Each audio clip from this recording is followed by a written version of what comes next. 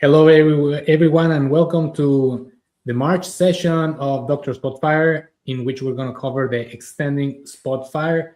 I have with me Dave Labe, also my co-worker from Spotfire. You want to say hi, Dave? Hi, folks. All right. So quick confidentiality disclaimer, and then we just want to remind you that Spotfire is a visual industrial analytics platform that combines advanced analytics, industry-specific visualizations, and AI to help experts turn complex industrial data into trusted, actionable intelligence. So the key word here is platform. Spotfire is a platform, and we're going to see different ways on how we can expand and extend Spotfire. So our motto is learning is not driven by answers, but by questions. So keep the questions coming. We're live, and if not, you can always make those questions in the recorded sections. So, I'm Jose Luis Aguirre, Principal Data Science for Spotfire, and we have Dave Lake, who is going to present ways to extend Spotfire. He's a Principal Solution Architect. Welcome, Dave. Thank you. So we'll talk about one of my favorite subjects, Spotfire platform. A lot of people think of Spotfire as being the desktop application they run or the web browser that they interact with, but we're very proud of our platform that gives us a very unique set of capabilities behind the scenes. And I'm going to just run through very briefly. So we have, obviously, the bit that most people interact with is the visual side at the top, which comprises of our desktop client, which is a .NET thick client that you can install. We also have web access via a web browser. And we also have a mobile offering, which is essentially a wrapping of that web browser implementation.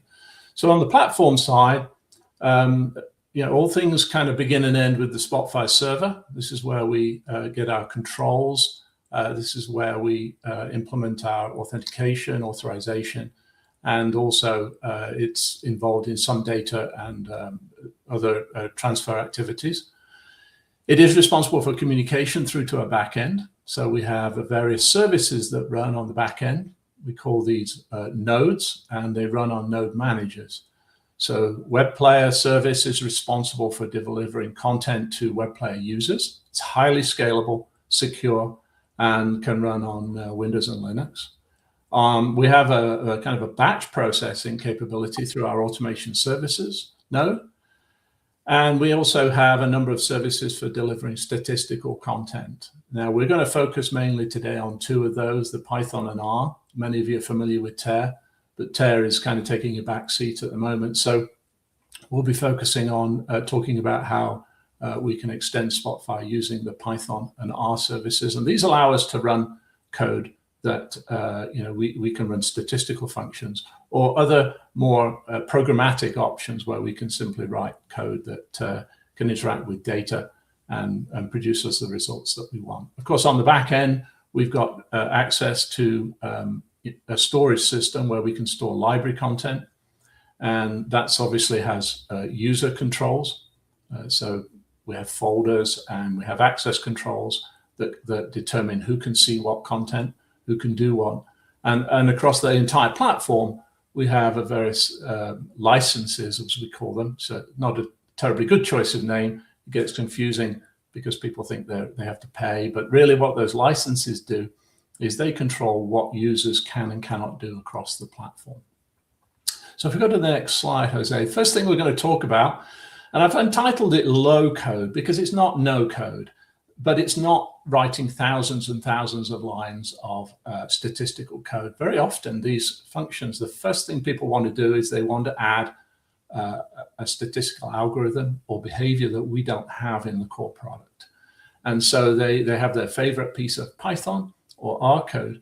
What this allows them to do is insert that into Spotfire. We can pass them the data that's present in the analysis file, data that they may have loaded into Spotfire from a database or from spreadsheets or from CSV files, whatever the source of that data is. We can transfer that over to the Python or R service and have it perform statistical functions. Next slide, please, Jose. And this is a very powerful feature. And what we call these are data functions. So what does that mean? Well, a function is something that takes an input and produces an output. And in terms of those inputs, they can be data tables or columns, document properties, or other properties within the analysis file. And those are context sensitive. So they include marking and filtering that you may have applied, which is a very powerful feature of Spotfire. So as you change those selections, you can see that the output will change, and you can very quickly do what if scenarios and arrive at the determination of the result you want to obtain. So these are very flexible in terms of what you can pass in and what you can produce out. The nice thing about data functions is that you can have multiple outputs as well, which is a limitation for some other features on the platform. But we can use handwritten code, or we can include libraries that you can download from various library repositories. As I said, the inputs to the functions and the execution is dynamic. It's based on whatever selections or choices you've made in the analysis file. And we can have that execution be automatic. So as soon as you change a drop down or select some data, you can have the function run. But that may not be optimal, because you may want to maybe change parameters into a statistical algorithm. There's 3 or 4 parameters, and you want to change those together, and then you want to execute the function. So we can do that off a button as well, or something that triggers that final execution once you've chosen your inputs. And the nice thing is that Copilot can help you with all of this. So if you've got Copilot installed, it will actually guide you through the process of creating and executing and controlling those and managing those data functions. So very nice. Remove some of the burden around, how do I get started, or maybe how do I pass in a parameter? You can ask those questions, and it will guide you through that process. So we do have an extensive suite of examples, and I'll ask you, Jose, to click on that link just this one time. We'll click on that and show maybe the kind of extent. If you scroll down, you'll see that there are sublinks on these sites. So we'll use this as an example. We won't go into all of them, but you can see that we've curated quite a large amount of content that's examples of what you can do. A good example there is the geospatial stuff. There's probably 20 or so different things you can do there, and sub-articles that explain some of the details around how to set up, how to configure. So extensive library of samples and guidance available on the community site there. Okay, let's go back to the presentation and go to the next slide. So the next kind of group of extensions I'm going to talk about is extensions to the visual side of the product, or the client side. Next slide. The first one is our Spotfire mods framework. This is a very modern HTML, JavaScript, CMS based extension framework. You use VS Code to write code and implement it, and then you can run that inside Spotfire.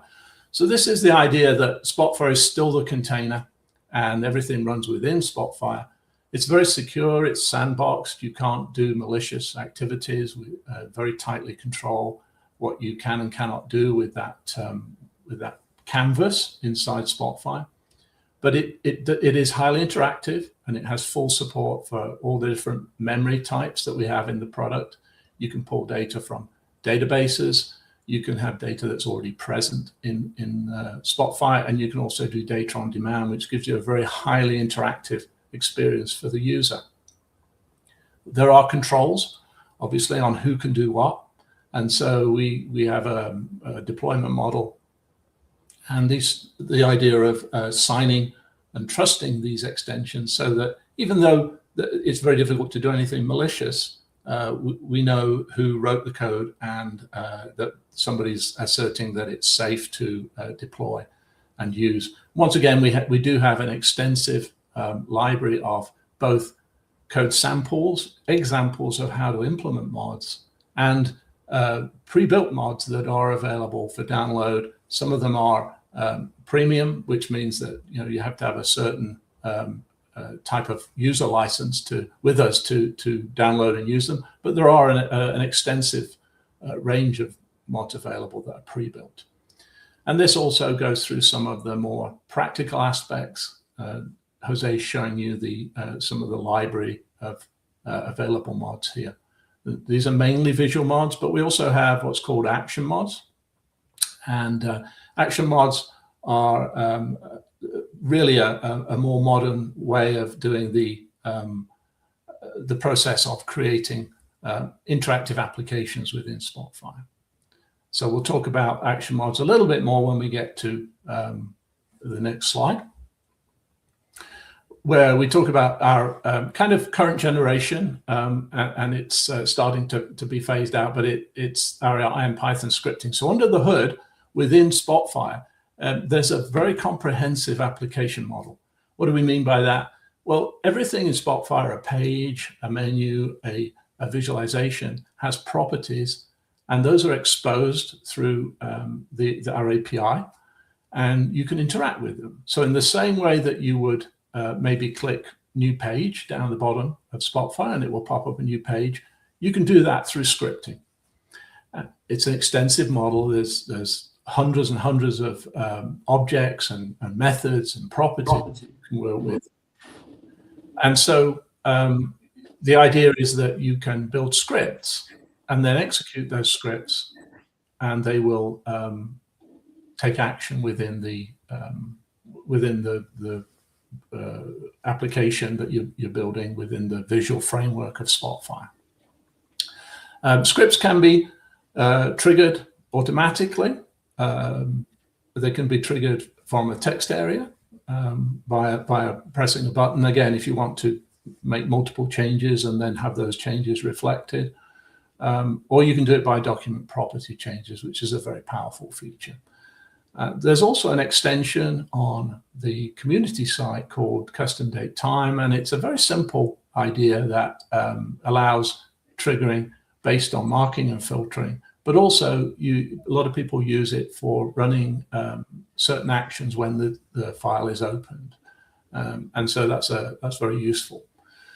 Because scripts are quite powerful, and remember, this is not action mods, this is IronPython scripting, so you do have a little bit more power. For instance, you can access the file system and you can read and write data, you can open HTTP connections, and there's a lot more capability there, a lot more power, and with that power comes more responsibility. So scripts must be trusted, and the person that does it must be a member of this special group. So we try and make sure that there's a chain of custody that goes back to whoever created and takes responsibility for the script to make sure that nothing malicious creeps in. But what we would urge people to do is consider moving over to action mods. So action mods is the JavaScript and TypeScript version.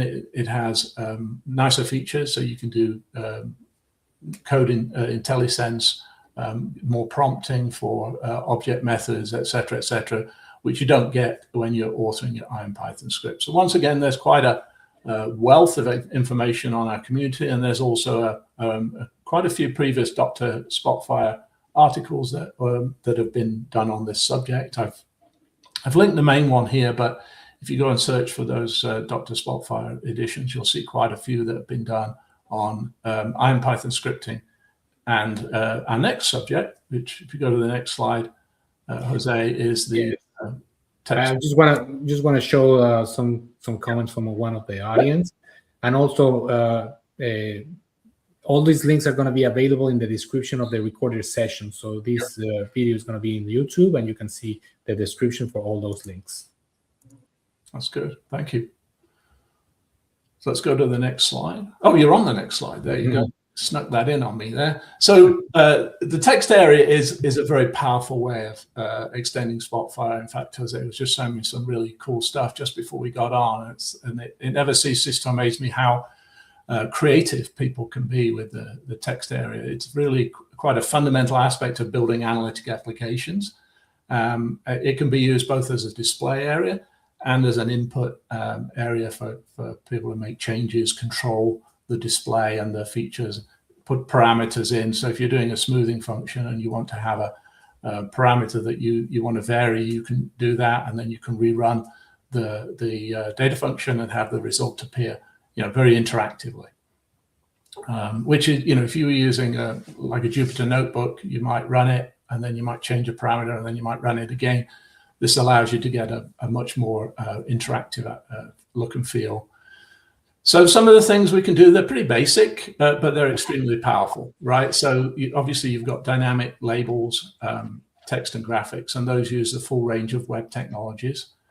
You can create these like control panels or control centers, where you can have controls, drop downs, spin controls, and also you can inject JavaScript controls. You can use jQuery, you can UI, and you can build extremely powerful and really good looking applications. You can style them, etc., etc.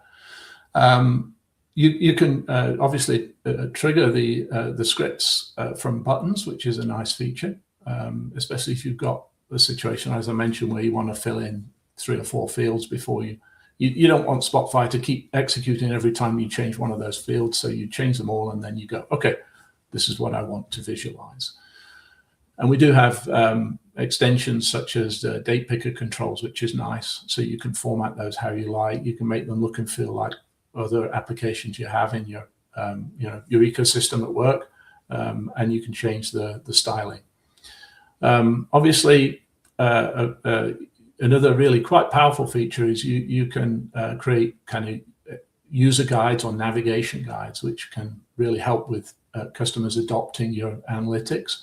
So you can have panels at the top where explains how to use things, and even because of the scripting capabilities, you can have like show me functions where you can actually have them interact with the application. And then when they're more advanced, they simply say, okay, hide that away. So very powerful capabilities there. And we do have quite a few articles and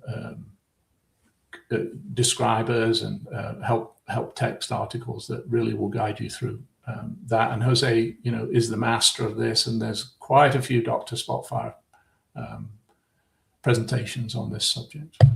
Thank you, Dave.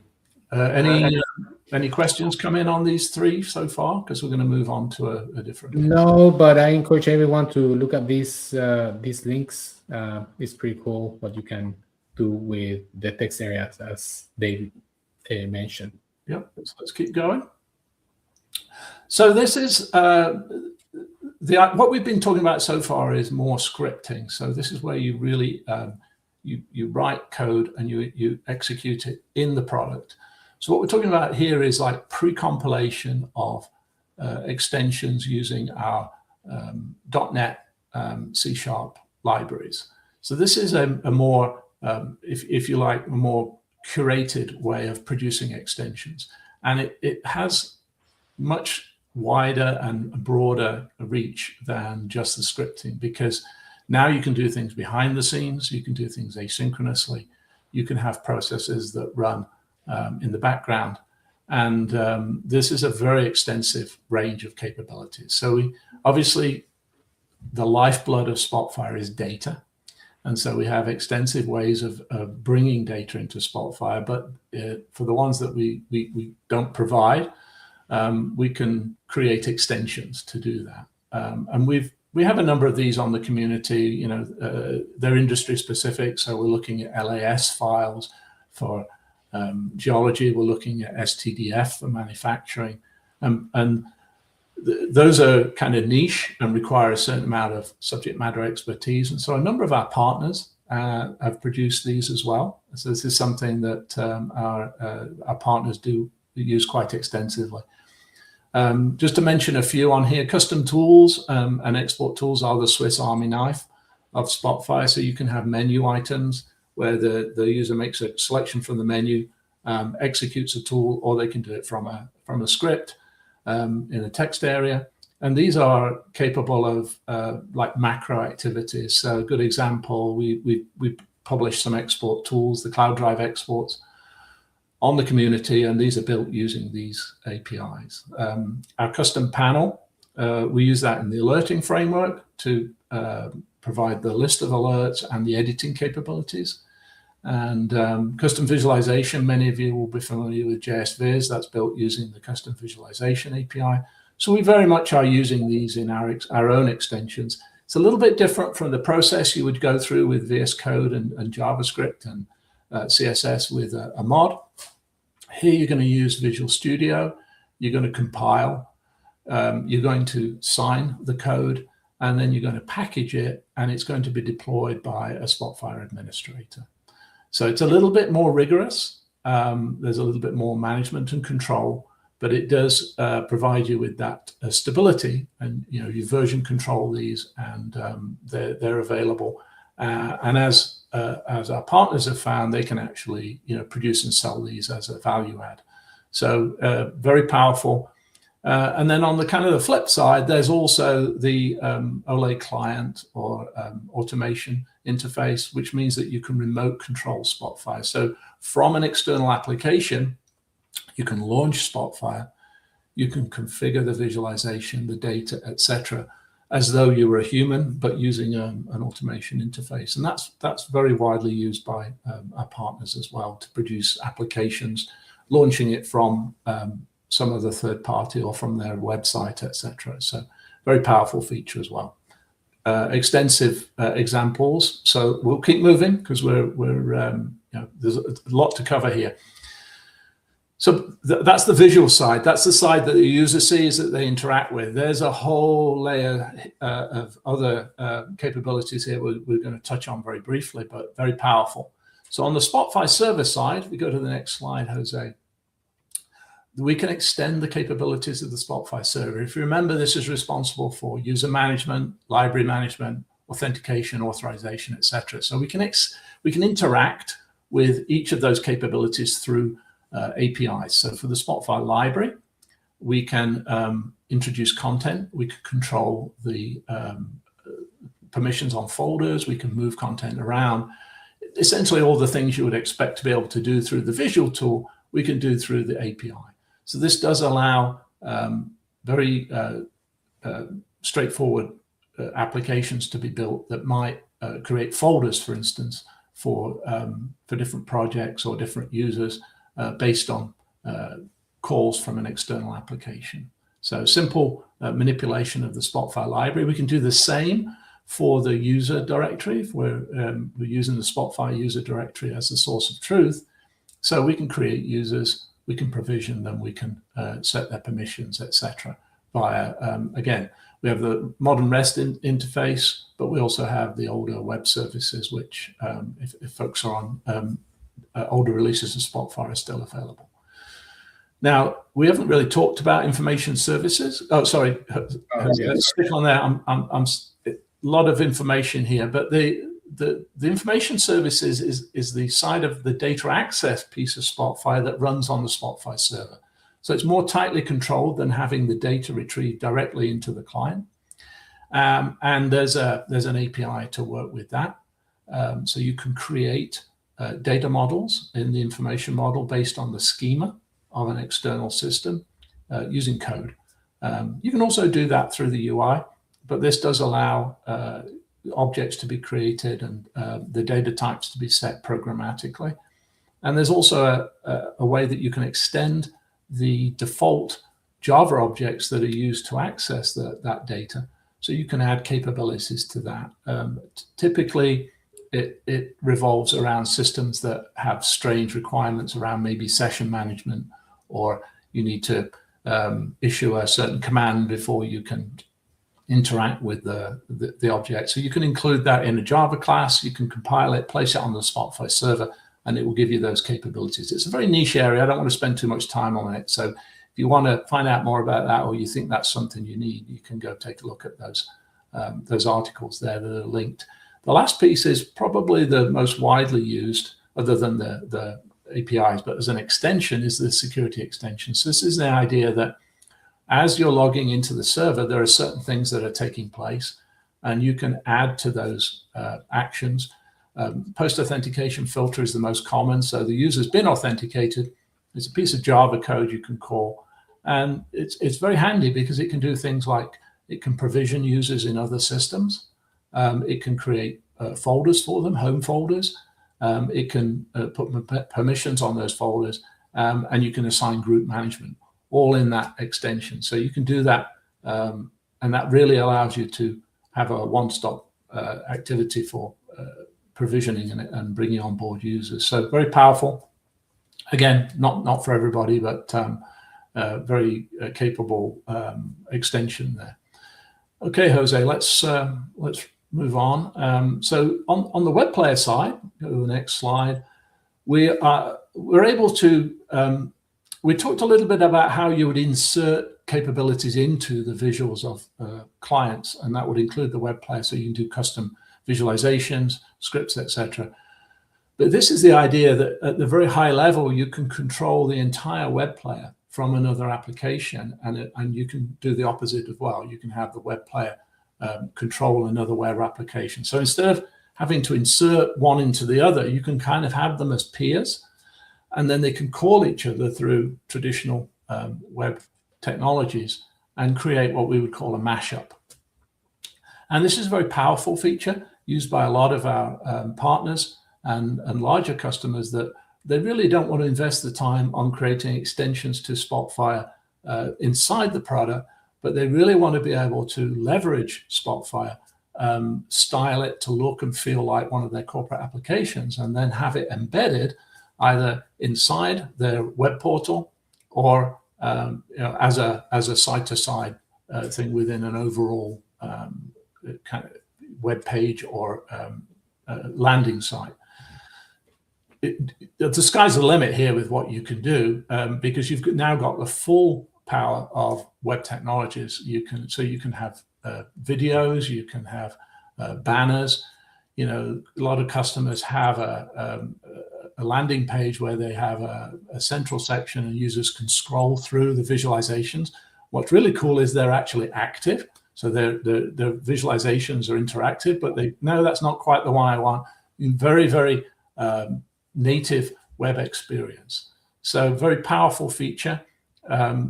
Obviously, we're barely scratching the surface here talking about it, but I encourage you to go and look at some of the examples. And again, there's an excellent Dr. Spotfire session on that really could whet your appetite for something that maybe you can do at your organization. On the flip side, there's also capabilities within the web player for speeding up access to certain analysis files. It's called scheduled updates. And there is a scheduler built into Spotfire, but very often we can't really control down to the exact second when an update job or a Databricks update or a Snowflake process might finish. So this introduces the idea that you can tell Spotfire to go and update that scheduled update once a particular batch process or even a manual process has completed. So that's a REST API where you can say, okay, the data is now available, please go and update the scheduled update analysis file. And so again, very, very useful feature to make sure that you don't update too early and then have users complaining that the data isn't quite there, or you're not waiting and then people are complaining that it's still the old data. Okay, let's keep going. Yep, the automation services is our batch processing capability.